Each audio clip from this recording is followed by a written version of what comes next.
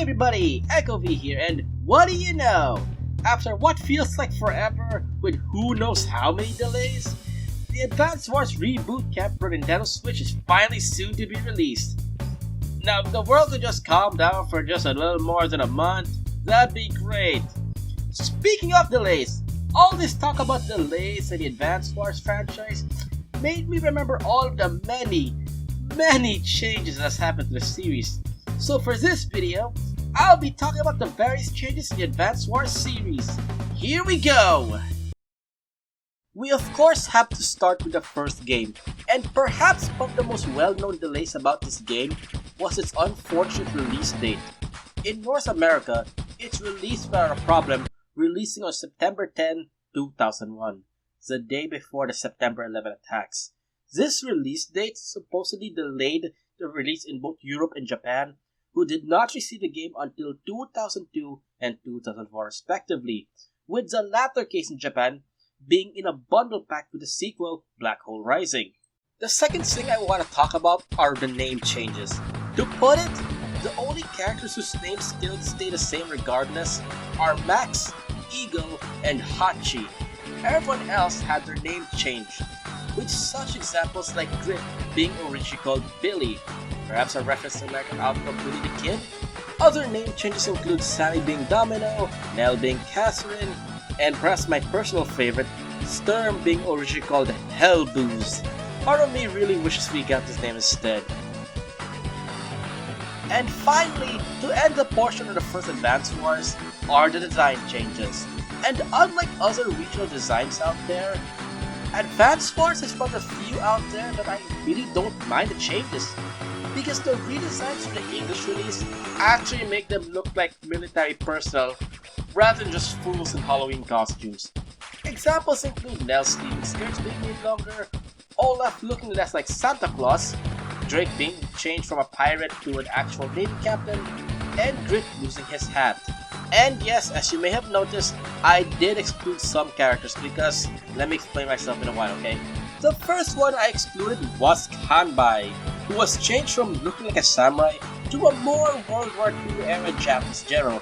A good change in my book, with only the sword being retained. But that's not what I want to talk about. You see, in an unreleased Chinese prototype, Kanbai looked like this. Apparently, it was because the game officials there complained about his uniform, so they did a redesign. Speaking of Kanbai, his daughter Sonja was also changed, looking more like an officer in the English release. I just wish they kept her glasses and red uniform from the redesign. It makes no sense to change those in my opinion. I mean, some military personnel do wear glasses.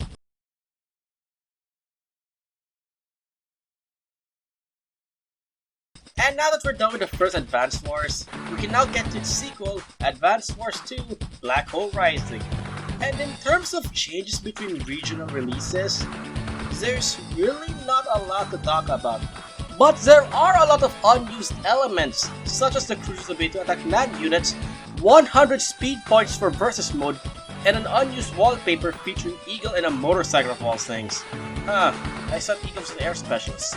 Anyways, in terms of actual regional differences, like I mentioned with the first game for example, Black Hole Rising was actually released in a bundle pack with the first game. As a result, the Japanese release actually has a unique selector screen that's not in the English release. And that's expected with every new Advance Wars game, name changes! This time however, there are some unique cases, such as how Flak is known in Japan as Kong, but in Europe he's known as Helmut. While for Hawk, while he keeps his name in both Japanese and Europe, his name is changed to Maverick.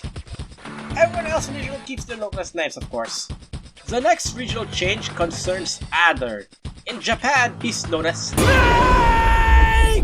And the reason why I'm bringing this up is because of his Super CO power. In the American version, his power is named Sidewinder. In Europe, however, it was named Snakebite. I'm guessing some of the European translation teams saw the opportunity, but was then fired because this was not written in Dual Strike. Okay, probably not the case, but I like to think of it as such. The final change is a rather strange one. In Mission 4, Flak Attack, Flak erroneously refers to the bombers as indirect combat units. he does not do so in the European version and correctly refers to them as direct combat units. Also, if you look closely, the hyphen in the American version is also slightly higher. Next up is Dual Strike, and this is gonna be a confusing one for me to cover. You'll see why in a while. To begin, some of the early changes I'm gonna talk about is really just translation changes, like these ones for example. You'll also notice that some of the menu buttons were changed to look more like a DSS buttons. Also, I'd like to correct myself earlier when I said that the soldiers decided to let her use glasses in the English version of Dual Strike. Nope, that's not the case. That's actually her outfit. And of course, name changes again. This time with Kindle being changed to Candy in Europe, while Cole is named Zack in Europe. Not always though, as buying Zack in the battle maps, you'll still have him being referred to as Cole, but only in the English translation. And finally, there's translation errors.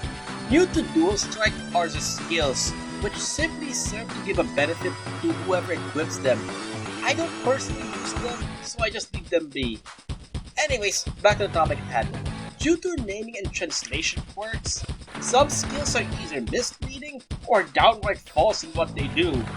Take for example, APC Guard and APC Boost. While the English name implies only APCs benefit from this, but in reality, all transport units benefit from this skill, not just APCs. Next is Mistwalker, and this one's all kinds of messed up, seriously. The English description, incorrect. Japanese description, very vague. What it actually does is that it allows every single counterattack to act as if they get the first strike during the Super CEO power. Also, you notice that in Japanese, it's associated with Sonja because her Japanese name is Asuka. And finally, the one I could find anyway, is Tower Power, and my goodness, these translations, they're so bad! The skill makes it seem like that the Comp Tower's effects is plus 5%. What it really does, however, is that it will only give additional 5% firepower from each Comp Tower that you own. So basically, Javier should never use this one. And finally, Days of Ruin, and truth be told, there's really nothing much to say. A lot of things that I could find are really just unused elements that were cut during development. Some interesting stuff are the usuals like units, maps, and even an entire Japanese version, likely for translation purposes. Other than that, there's no censorship or nothing, so that pretty much wraps up the video. And that's it for this video. Truth be told, I actually wanted to do this video for a good while now, but I always put it down because I had no reason to do it. But now that the reboot cap is finally coming out, and dear gods above, please finally release it, come on! We're so close! Anyways, I finally have a reason to make the video, so thank you for that! So, what did you think of Advance Wars' lengthy censorship? Comment below! Thanks so much for watching!